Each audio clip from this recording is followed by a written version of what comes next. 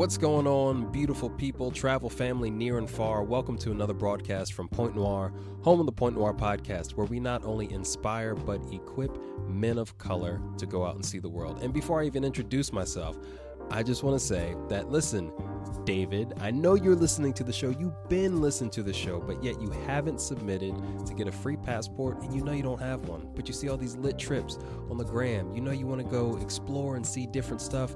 David, we're here for you, bro. Bro, it's okay. It's okay. We got other people who've been through the same process, and guess what? It works out. We have 9 men of color we sponsor to get their passports, and David, you could be the next. All you have to do is hit us up at Point Noir Show, check out our highlights, and if you're over the age of 21 and a man of color, David, yes, you too are qualified. So, once I get that out of the way, David, you know what to do. Expect to see your entry later this month. As always, I'm your host doing the most today, Jerry the Third, aka Kimono Jack, and this is the 39th session of the Point Noir podcast. We have a great show lined up for you. David, you know what to do. And guess what? If your name isn't David, or you know a man of color who's over 21 and doesn't have his passport, whose name may or may not be David, tell him to hit us up on Instagram. All the instructions to get his passport are there, so definitely share the word. And if you're interested in learning more about how to get into podcasting and what it can do to build your message or to build your brand, I will be in Atlanta March 30th. And for more details on that, I'll share them on the show as they become available. But if you're really interested, we can get you signed up and registered now. Just shoot me a message at Point Noir Show. Kimono Jack, I'm here to answer your DMs all day, every day. So, podcasting event coming up in March. And David, get your entry in for this month, March. So, with that all being said, let's introduce today's special guest.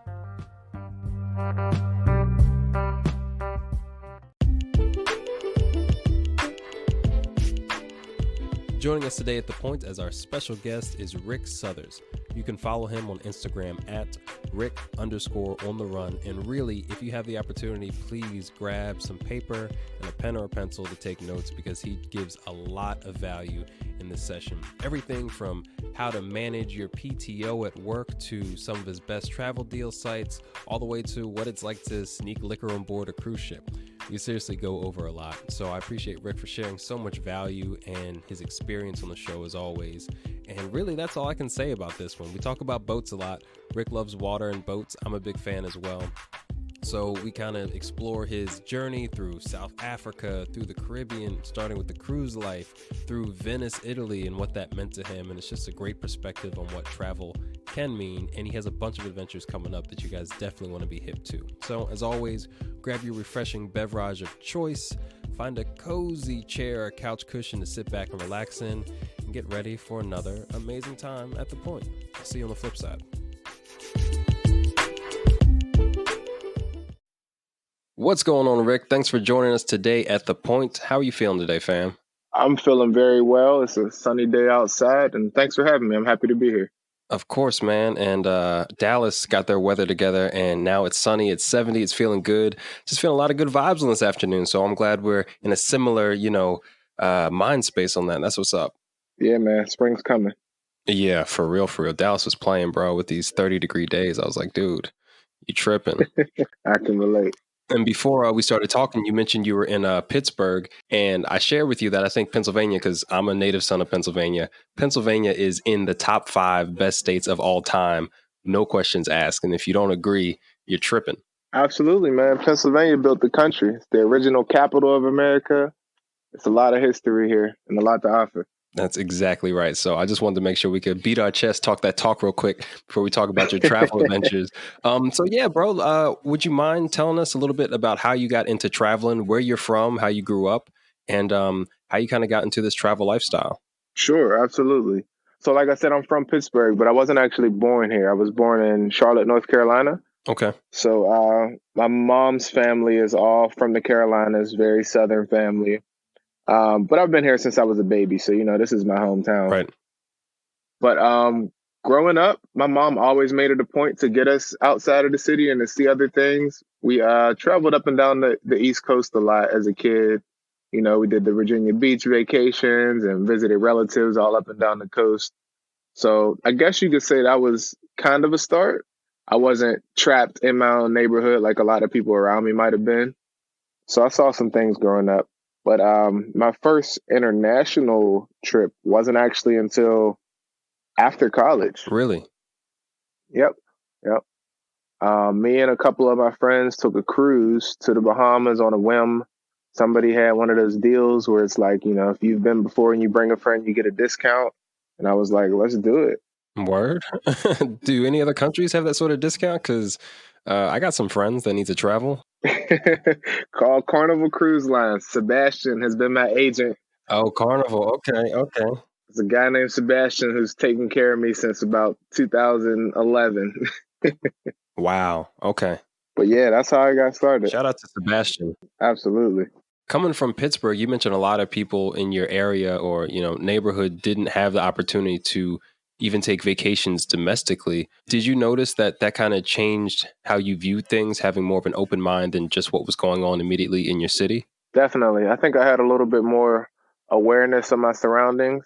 I could see the big picture a little easier Right. than some people. And I was able to relate to people, I interacted with people in different states and different cities, even before I had went abroad. So that definitely helps develop you growing up.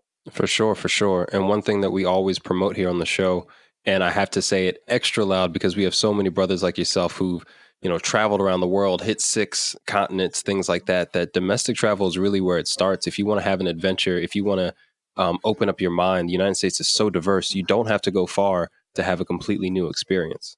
Man, that's so true. Some of my best trips have just been road trips throughout the United States, honestly. There's so much to see, so much I still haven't seen. Yeah. So before we jump into your first international trip, because I have questions about that, what are some of the road trips you've taken domestically? Because that's something many of my guests have done before, and a lot of people, prefer to get on planes, but there's a lot of beauty to be seen on the road. Man, I've really done a lot. So we used to drive 19 hours to Florida for spring break. So that was a time. We would stop in Charlotte halfway for CIAA weekend, and then we would continue on down to Miami for the rest of the trip. So that was in college. That was good times. But I've done a lot of different things. So I've been out to Colorado and been skiing up in Breckenridge, one of my close fraternity brothers. So that was a completely different experience, driving up a mountain a couple of hours. Right. Trying to breathe. Trying to breathe. I have a funny story about that too, running out of breath in the airport and missing a plane. But so yeah, wow. Good times. I did a California, Arizona, Nevada desert road trip. Okay. With my cousin, and that was an amazing time. Like we went and saw Horseshoe Bend and Antelope Canyon. We didn't make it to the Grand Canyon because we didn't realize how complicated it was to actually get access. Yeah. So it wasn't well planned out, but we drove out from Vegas and had a hell of a time. Okay, that's what's up. And real quick, because I do love the southwestern part of the United States, can you talk about the colors that you saw when you were traveling, like the reds, the oranges? Like the desert is a full painting palette, isn't it? Man, it's even hard to describe, really.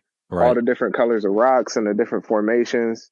We took this tour bus out to the desert from Vegas, and I couldn't even go to sleep. I was too busy looking at the scenery. That's real. That is really real. Wow. Well, I mean, not to harp on the geological features of our nice nation, but I really appreciate you sharing that because there's so much beauty here and I can't impress it enough because of course we're going to talk about your dope international trip. So tell me about this first trip going out to the Bahamas on your Carnival cruise. And I'm really curious, what took so long to get out of the country for you? I'm not sure what took so long. College, it wasn't a focus of mine, honestly, traveling. Okay. I was having so much fun doing road trips just up and down the coast that I wasn't thinking outside of that at the time. But I was always curious about it. So once the opportunity arose and made it kind of easy, I guess, that's when it happened. So it's always about, accessibility and how convenient things are for people. Right. I think that's a hindrance for a lot of people when it comes to international travel is the accessibility and just not knowing what to do. Like we learned a lot of lessons actually talking about that first international trip. Me and my good friend Steve, who've been friends since first grade, and wow. Yeah, I'm putting you out there. Showed up showed up at the port with no birth certificate, no ID like he was supposed to. Wow.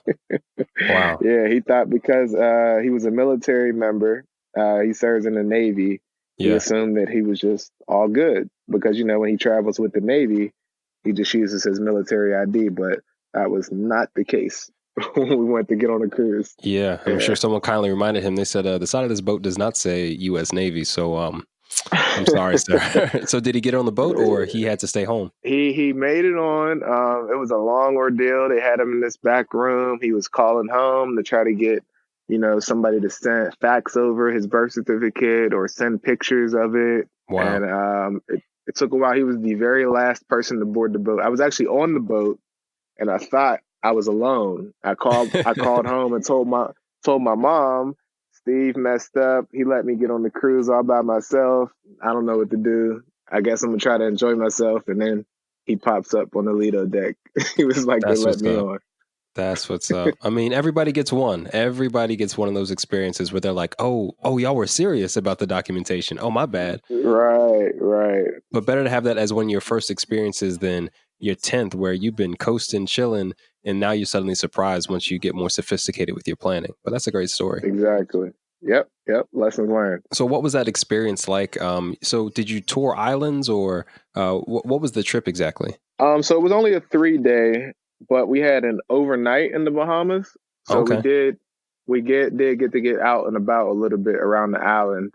We did, of course, the typical when you get off the boat, everybody goes to Senior Frogs. But then we ended up walking through the island a little bit, found some local clubs, and ended up eating, conch fritters and mingling with the people a little bit. We definitely got around and saw some things. So it was eye-opening. It was eye-opening for sure. First Caribbean experience. What was the most surprising thing, if any, if of any of your experiences? Like, what was the biggest surprise? I'm trying to think what might have been a surprise. You know what?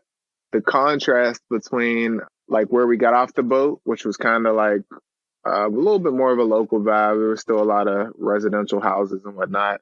So when we went over to where the Atlantis Resort is. Mm-hmm. There was like a whole different world, like $1 million yachts. Diddy was having a party that night. Like, I was like, what is this? This is not where we just came from, where all these people were over here, sitting on the street selling straw hats.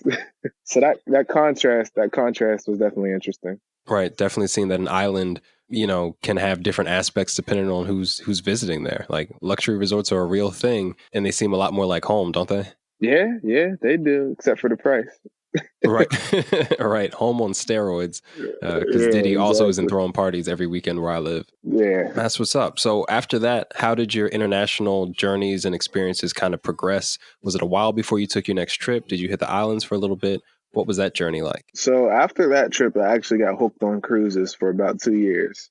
Okay. And I did them back to back. I was doing 2-3 cruises in a year to different places. So I made it to Jamaica, Turks and Caicos, the Caymans, probably a few other places I'm forgetting. But I did a bunch of cruises back to back for about a 2-year period. And then I was ready to just jump out and do something else. I went to Mexico. That was my very last cruise. I actually took my family on that one. And then from there, I started going across the ocean. I was like, all right, I'm ready. Let's switch it up. I've seen enough of islands and the Caribbean. But I appreciate that you stuck to one thing. You must know a lot about cruise ships, and we haven't had somebody that was really knowledgeable. 2 years on cruise ships. You know about cruise life. Can you tell people who've maybe never been on a cruise? And I myself, I just got on my first cruise. It had to be about a year ago. Never been on a cruise ship before. Can you tell people, what some of the pros and cons are of traveling that way? Because it's a great option. Right. So the pros, I'll start with the pros first because I'm still a fan of cruises, even though I haven't done one in a while. Hell yeah. Everything is planned out for you. So that's nice. If it's your first time traveling out of the country, you want to see another place, or you just want a quick getaway, they're affordable. You can get on a cruise for $200-300 for an extended weekend, and it's nothing. Fly down to Miami or Fort Lauderdale is even cheaper. And then hop on a cruise and you got just a couple $100 weekend where everything's planned out for you. All your meals are included and you just have nothing to worry about. So that's nice. Definitely. So the cons, which I've actually heard usually from people who have never been on a cruise before, is they want to spend more time in the destination, Right. which is fair. I get that. For me, especially when I was younger, the cruise was all about the party. So the party's on the boat. I'm not here to see the Bahamas more than a couple hours. You know, I'm here to be on the boat, to party, to mingle with people, look at the water.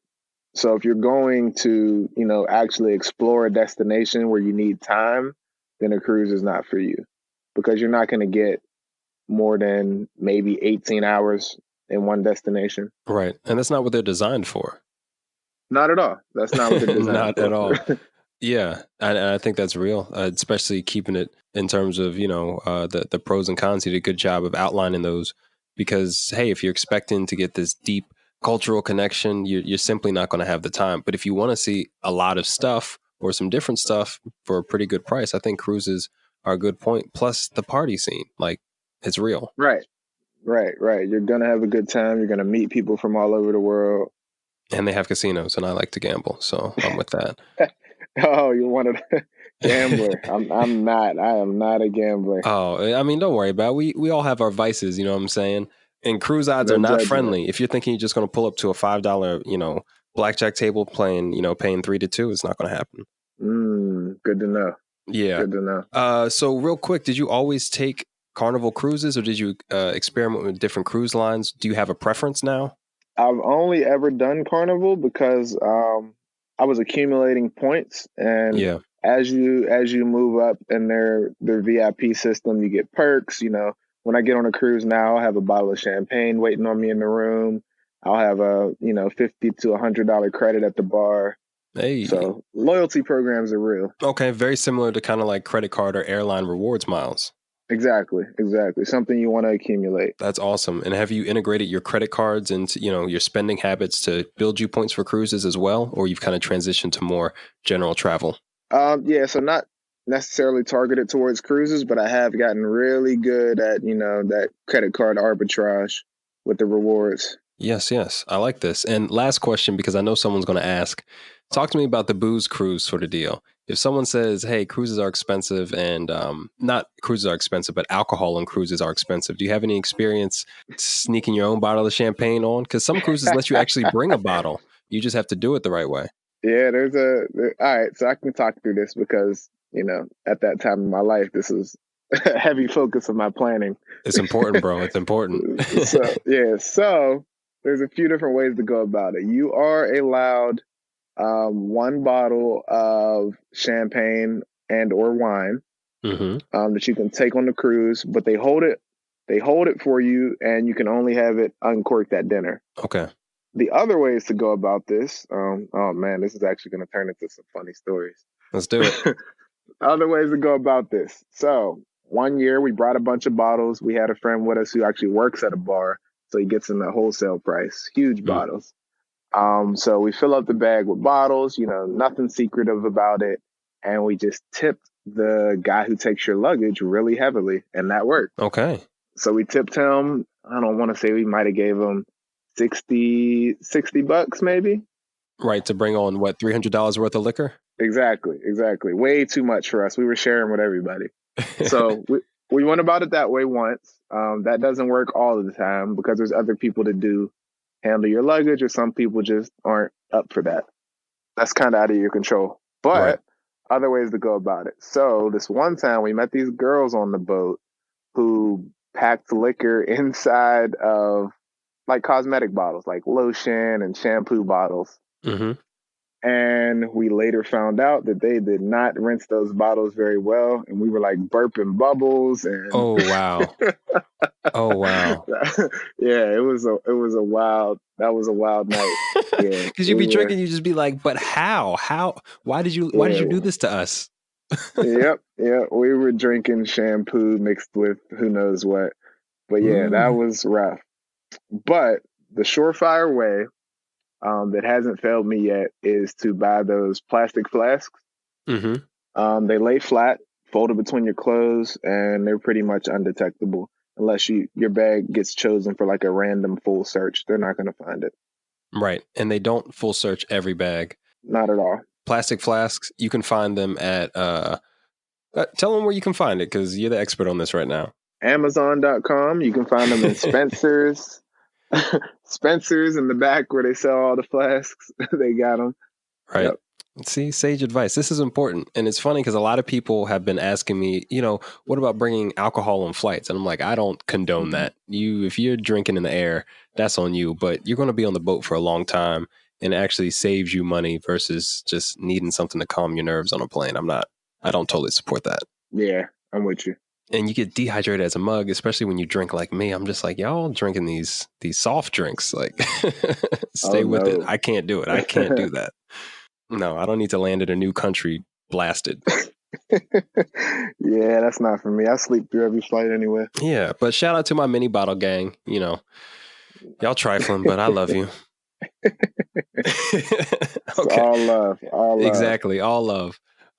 If not, let's get into it in the DMs. You don't want this smoke. So talk about your first international trip overseas, bro. Where'd you go? Why? And did you bring friends along too?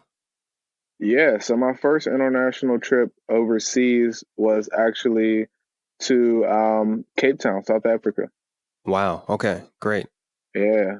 So I went a long way, long flights, but an amazing experience. One of my favorite places ever in the world that I've been. It's kind of a place where you can do anything you could imagine. Right. There's city life, there's nightlife. You can drive out to the country and, go on a safari. We went great white shark diving. We rappelled down Table Mountain. We went over to Robben Island where Mandela was imprisoned for 18 years. Mm-hmm. And that was a really eye-opening day just about, the horrors and the reality of apartheid, things that right. I could have never imagined. So, yeah, it was a complete trip. We turned up. We had adventures, we explored, we got some education in at the same time. It was a complete trip. And yeah, I went with about 6 of my fraternity brothers. And one of them brought their girlfriend along, and he proposed while we were there. In the shark cage, right? He should have. That would have been better, but that's the flex. We couldn't get her on the boat. Got you. Fair enough. She did not come on the shark adventure. Touche. But yeah, he proposed, and I actually did the engagement shoot right on the spot in Cape Town. So that was dope. Okay, that's what's up, man. So why South Africa? Why did we choose South Africa? That's a good question. Could have been a flight deal. I mean, any answer is a good answer. It was a place I always wanted to go. I'm trying to remember who made the decision. I think it was a flight thing, actually. We got that flight for pretty cheap. We flew through London. Mm-hmm. We had to stay in London for about 12 hours. It was one of those long connections, but it's worth it. I'm not opposed to long layovers in cool places. So yeah, it was a cheap flight. I think that's what got us there. That's what's up. That makes sense. We always talk about chasing that deal on the show because it gives you opportunities to see some dope shit. Absolutely. And did you have any sort of anticipation of this, especially being your first time going to Africa? Did that mean anything for you? Did you kind of search for some meaning in the culture and identity there? It meant more to me after I had actually arrived. I didn't put much thought into it in advance about, the significance of going back to the continent. But once I was there and started, meeting the people, and people were asking, where are you from? And you're like, I really don't know. And yeah, so it was a lot that hit me in the moment, but not something I premeditated. Right, 100%. And this was probably one of the, you'd been to the islands before, but one thing that always stood out to me on my first trip to Africa and many of our guests' first trip to Africa is often their first time being surrounded by people with the same skin tone of them. Even in Cape Town, it's still mostly black down there. It is still mostly black. And the people were so warm and welcoming. I was telling my friends when we were there, like, this is like the Twilight Zone. Like, how is everybody? Everybody's so friendly and wants to talk and get to know you. Like, it was crazy. I didn't want to leave. People would tell you welcome home, and we had people run up to us. We're pretty big guys, so we kind of look like a football team walking around. And they're like, "You guys must be from the Congo. We don't have muscles like that in South Africa." Yeah, I'm like maybe, yeah. Is that going to get me the in-house African discount? Because I'm down with that. Right, all day. That's what's up. Anything that you learned about the area that just really surprised you? One thing for me was the wines in South Africa. I didn't know the wine game was so deep out there. Anything just stand out to you? You're like, I didn't even know Africa produced this experience or produced this product. Man, so definitely that, because I remember going in once we found out about the wineries, I Yeah, remember going into a store and asking, which ones are the local ones so that I can take one home. And they were like, all of them. right. I All was like, these. oh, yeah, the whole store. Oh, okay. So that was definitely a standout. One thing that stood out to me was actually a little more on a serious note was the tension, like apartheid being so recent, and the Hmm. tension between the Bantu and the Afrikaans, or the white folks that are still occupying South Africa. Hmm. We actually had some close calls and encounters, and a lot of interesting situations, and people looking at us crazy. I remember the one night that was kind of shocking for us. So we all kind of looked like, wow, is this real? We were headed out to a bar on Long Street. For those who don't know, it's kind of like the main strip downtown where people hang out. And the bouncer says to one of the girls that's in our group, no black girls tonight. Wow. Wow. Yeah. And she was a local, so she popped off a little bit, like any woman would, being disrespected, but she wasn't in shock like we were. Right. Like it was normalized to her, and that really hit home on just how recent that is for them. Apartheid for them ended in the 90s, which is equivalent to civil rights for us, which was the 60s. So Right. we feel like that's still recent, but for them, that's like yesterday. Yeah, 100%. That's incredible. Wow. Okay.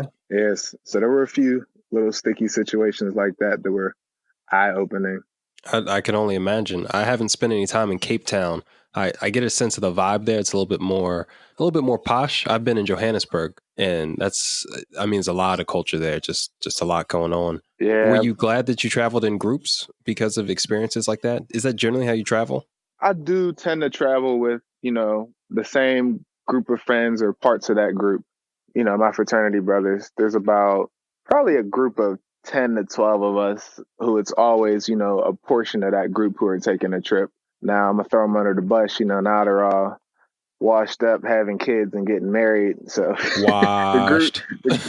the group's getting smaller. The group's getting smaller, but Right. we're still keeping it going. We got some things coming up this year, so I'm looking forward to that. That's what's up. Yep. So has solo travel not interest you to this point, or it's just always better with your homies? So I've done solo travel and I enjoyed it, but I think it was because I went somewhere where that was conducive. Yeah. I like being with my friends. I like being with a group of people. It's fun. You can do more. It makes things more affordable. We need to split like housing and things like that. So yeah, I'm not that much of a loner. Got you. Got you. I'm raising my Yep. hand high because I am. But I do like to mix it up when I can. So I respect people doing it both ways. And if they're your fraternity brothers, like that's a whole different bond. You know what I mean? Yeah, and it's definitely about who you travel with. Like I've been on trips with people and I wished I was alone. But Right. but yeah, having the right group of people when you're all on the same page, you got the same agenda, you got the same budget. There's not that many, not that many issues. And one thing I noticed lately, and I posted it on my personal Instagram, but I'm curious because you're a Q. Yes, yes, I Yeah. am. So I've noticed a lot of Qs. I've noticed a lot of Kappas traveling. I haven't noticed much of anybody else traveling that really strongly identifies with their fraternity. Do you think there's any sort of reason behind that? Well, I'll speak for my fraternity alone, Hmm. just to say that we are proud members well beyond college. We have some of the most established chapters at the graduate level. So even as grown men back in their communities, we tend to represent just as hard as we would have, in a college step show. That enthusiasm doesn't really die down after college, which I think is one of the main differences between us and some of the other fraternities. Okay, fair. I don't know much about it. I never pledged, I never crossed. I just observe it now more in kind of like my adult life where these are very strong bonds. And I meet a lot of individuals like yourself who are just impressive. And I'm like, damn, like, did I miss out on something? And I'm just, curious to see, what that kind of culture results in. But I have noticed mostly Kappas and Qs, even on the popular Black travel pages. Yeah, That's most of the people that I see repping for real. I think I've definitely noticed the same thing. Yeah, but I mean, our motto is friendship is essential to the soul. So aligning yourself with other people with like ideals definitely takes you higher in life than you could have went alone. That's profound, man. That is profound. I'm with it. So before we talk about like maybe cultural things or how travel shaped your identity, do you have any other amazing trips you've taken that just stood out to you as like, hey, this is something I'll remember for the rest of my life? Oh man, let's pick one out. One of my favorite places was Venice. I did that as a solo trip. Really? Venice, Italy. Yeah, that was dope. It's so quiet. It's beautiful. The architecture. One thing, people who really know me know that I love water. So, Okay. Venice is a series of islands. You navigate through them on canals. So being surrounded by water and, just walking over all these many bridges across and through water was like I was in heaven. I love water. I love the way it smells. I love the way it looks. Right. I love seafood. So I was just in heaven. I was eating seafood for the whole time I was there, and it's a peaceful place. One thing I realized, I think this was the first time in my life that I was in a place that doesn't have cars. Okay. So No cars, really? no cars in Venice. So understanding what real silence is, yeah, everybody's just on foot or in a boat. Wow. Yeah, Wow. so at night, like not having that hum of like machines and stuff going on, Hmm. just dead silent. That was my first experience with that. So that was kind of crazy. Wow, that's wild. I haven't been out there yet, but that sounds incredible. And I'm imagining bar hopping on a boat. Is that how it works? Yeah, you can actually. A lot of the restaurants are actually set up on the water so you can pull right up in a gondola, hop off, eat, drink, and then hop back on. Wow, that's super dope. That's super dope. And I'm surprised you mentioned Venice because I know you've been to all different sorts of places, but I like that it spoke to you, the connection with water and just how uniquely organized it is. Because that's, I mean, sometimes Venice might seem a little played out or seem like, oh, there can't be much there. People have been going to Italy for a long time, but you pulled out an angle that I don't think of when I think of Venice. So now when I think of it, I'll be like, oh, yeah, that's where the gondolas are. And that's where I can get drunk on a boat. Like, that's what's up. Absolutely. Yeah, yeah. So out of all your travels, has exploring the world and being in all these different places, has it evolved your identity being a man of color? Have you seen yourself differently either when you come back to the States or just how you view yourself personally? Definitely. In terms of personal development, growing up, I was very much introverted, Right. and I'm still not a huge people person. But traveling kind of forces you to interact with people and have conversations, and I think I've built those skills strictly because of travel. I'm a better conversationalist. I'm more open to other people's views and seeing different sides of a story or understanding perspectives. So that's one of the things that I'm most proud to say I've gained from traveling is, just being a little more outgoing and understanding and talking to people and getting to know people. That's real. That's real. And have those specific skills because they are so critical in many areas of life. Have you noticed you benefiting from those skills in your travels, like in your job and your work? Maybe indirectly, I do a lot of networking. So that Okay. definitely helps with that. Going into rooms. I'm sure anybody can relate to being one of the only Black folks in the room when they're at work. So Right. going to conferences and networking events and still feeling comfortable to put yourself out there and just build relationships is definitely something that I've gotten better at. Yeah, yeah, that's awesome. And relating it to stuff that could help us make more money, I think is important for, especially for men of color who haven't traveled, because sometimes it seems like, well, what's the point in spending this money and this time when I need to be back home hustling? But you can go on a trip and realize that you've developed a whole skill set that you wouldn't have really been encouraged to if you had just stayed at home.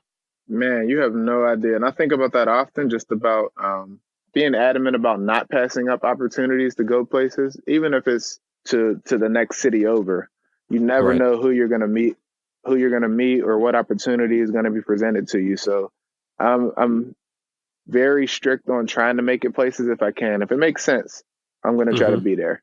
whether that's somebody's birthday party or networking brunch that's in DC and I got to drive 3 hours because that's the real thing in like 2 weeks. um, Right. but yeah, I just try to make sure I'm in those places where, people are and things are happening because, if you stay home, you miss out. 100%. Now, an interesting question for you, since you do travel with what I assume got to be some very like-minded friends, even though your group is getting smaller, it seems like. Do you feel like there are a lot of men of color traveling from your perspective or in your circle? Or do you feel like we're just kind of missing from the scene? So that's interesting. No, I'm going to say it is still a minority of men of color that travel, Yeah. that travel often at least. Living in the same place where I grew up, I'm still close with a lot of my friends that I grew up with and went to, middle school and high school with. And I can say confidently that, I'm part of maybe the 3% who travel extensively Wow. out of the people I grew up with. Yeah. So it's definitely more of, my fraternity brothers and friends that I made post college who are young professionals and, climbing that socioeconomic ladder that we're all striving to climb, Mm. that have those opportunities. But it's definitely a small group. However, I think being on social media and showing people these different places and then having conversations like this about how it can be accessible to anyone and how it's not as expensive as you think and don't tell yourself no is important to help bring people along. 100%, bro. And I like that you hinged on social media being an access point and discussions too, because we see a lot of pictures, but it's totally different to sit and plug in, wherever you are listening to this and listen to someone like you talk for however long the show's going to go. I think that really makes a big difference. So my hat's off to you and all the other guests for being so transparent about your experiences. Yeah, man. Shout out to everybody who's on social media. It's not all about the flex. It's really about representation and showing people that it's possible. And you wouldn't believe, how many DMs I get from people I grew up with, like, how do I get a passport? Where do I go? Where do I start? And, we got to connect those dots for them. Yeah, it's not about flexing on people, man. We got to lift as we climb. That's what's up. And to also show people that we do belong in these spaces. Yeah, absolutely. That too. So before we round out, bro, let's give me your top 3 tips for making travel more accessible, especially for men of color. And then we want to talk about what you have popping off. So what would be your top 3? It can be about saving money. It can be about looking for deals. Just give me your Rick's 3 points. These will be Rick's gems on this one. All right. First gem, figure out when to travel to the places you want to go. There's something called shoulder seasons, which is right, before things really heat up in the summer, and summer can be different in different parts of the world, or right after prime time cools down are the best times to go. Usually the weather is still nice, but there's not as many crowds, and flights and accommodations are way, way cheaper just by pushing your trip back a couple of weeks or a couple of days sometimes, just pushing it back after a major holiday can really change the expenses of a trip. So don't set your dates before you research the place. Okay. Tip 2 is definitely budgeting. I'm huge on budgeting. I have spreadsheets, I have apps that I use. I move money between different savings accounts and hide it from myself. But one of the things that saves me a lot of money during the week is just not eating out. When I'm home, I meal prep. I'm big on fitness, so I cook all my meals for the week. I spend maybe $75 a week on food. And then, when I got a trip coming out, that's when I'll treat myself. I'll go all out, steak, lobster, wine, because, I earned it. Yeah. And number 3, I like the budgeting one. And actually, real quick on the budgeting one, could you shout out maybe 1 or 2 apps that you use? Because apps do make things easier. Not everybody can make their own spreadsheets. Absolutely. So there's actually a new app that came out called Stacks Okay. that I'm using. I'm using currently to save for trips this year, where it automatically deposits a certain amount from your account. So if you say I want to save, say, $500 by July for this trip, it'll calculate how much you need to save either per week, bi-weekly, or monthly, and you can set the automatic transfer where it'll pull that money out of your account so you don't even see it. And before you Word. know it, you got your travel fund in this little account in this app. And when you're ready to go on your trip, you just withdraw it and you're good to go. So Stacks is the name of that app. Okay. And I bet you, well, I'll ask your opinion on it. You don't even miss the money, do you? You really don't. It's better when it comes out ahead of time like that. You don't have to think about it. You know, you probably would have spent it on nothing anyway. Bottles of water at the gas station add up.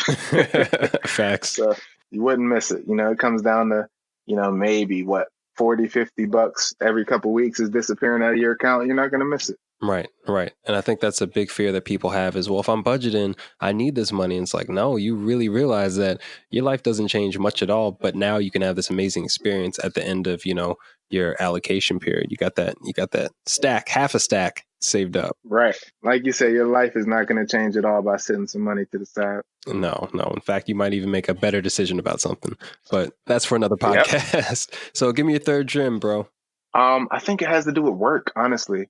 That's one of the biggest things is taking advantage of your benefits. Understanding how your vacation days, personal days, or whatever they're called at your job, PTO, understand how those work and knowing that you can negotiate for more the same way you negotiate for a salary increase.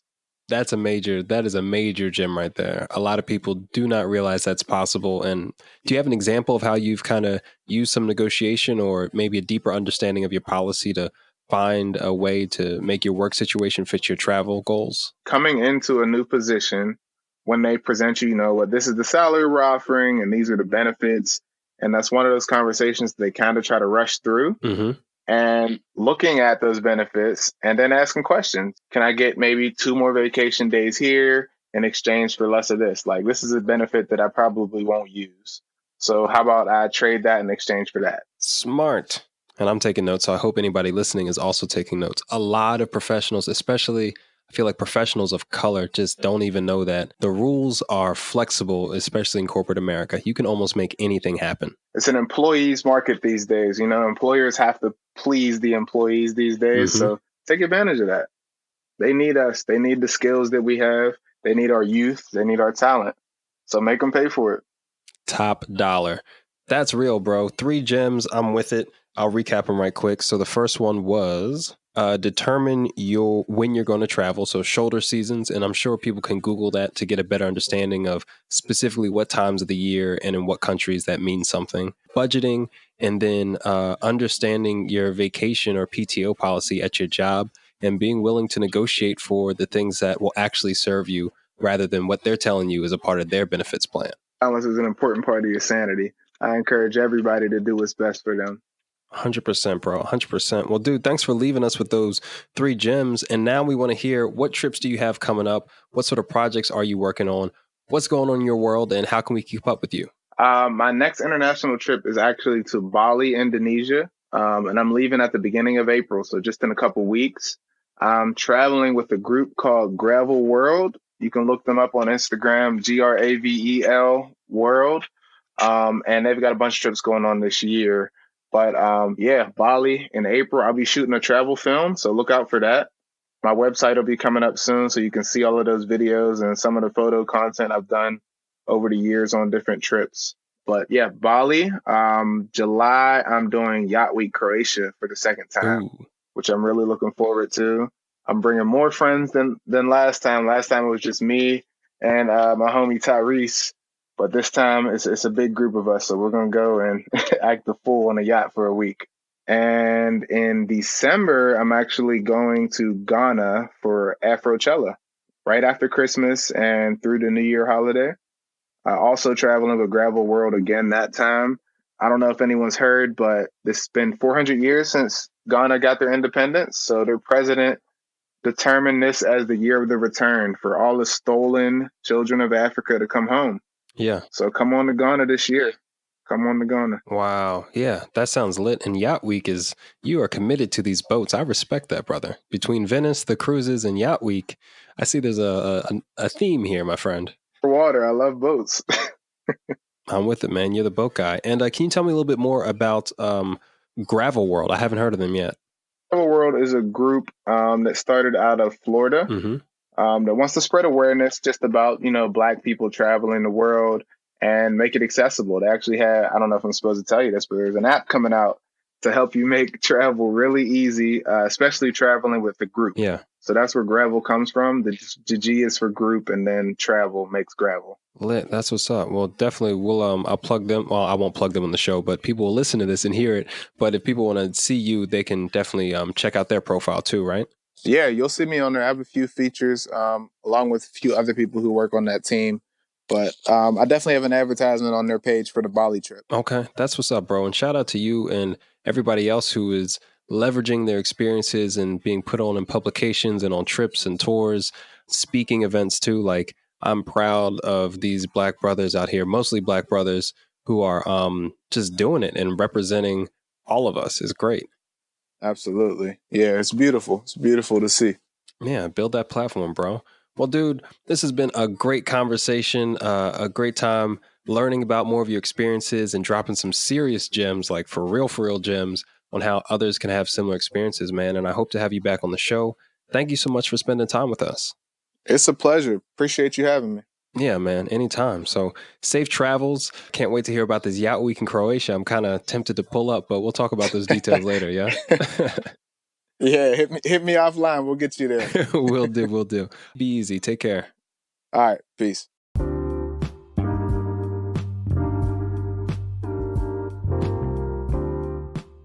Cruise ships, gondolas, yachts. Rick has the waters on lock. Make sure you follow him on Instagram at Rick_on_the_run. And thanks again, brother, for sharing so much value. Shoulder season, Sebastian at Carnival Cruise Line. Shout out Sebastian, the Stacks app.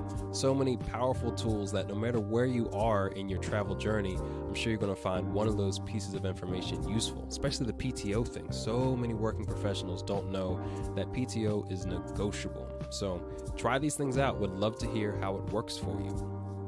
That being said, I think at one point in the interview, I referred to South Africa just as Africa. Twice, I think, in the same sentence. When I was editing, I noticed it. And when you know better, you got to do better. So I got to, call myself in on that one. Definitely meant to say South Africa for those who were listening more intently. So there's my letter to the editor on myself. But hope you enjoyed this session of the Point Noir podcast. If you love the podcast and what we do and the content we provide, please don't hesitate to leave us a review, your honest opinion on iTunes especially, and share an episode with somebody. Again, we sponsor a man of color to get his passport every single month. And if you're interested in learning more about podcasting, I'll be co-hosting a seminar in Atlanta, March 30th. Details to come. So until next week, please, everybody, travel and stay safe, stay well, live your best life. I'll see you next time. Peace.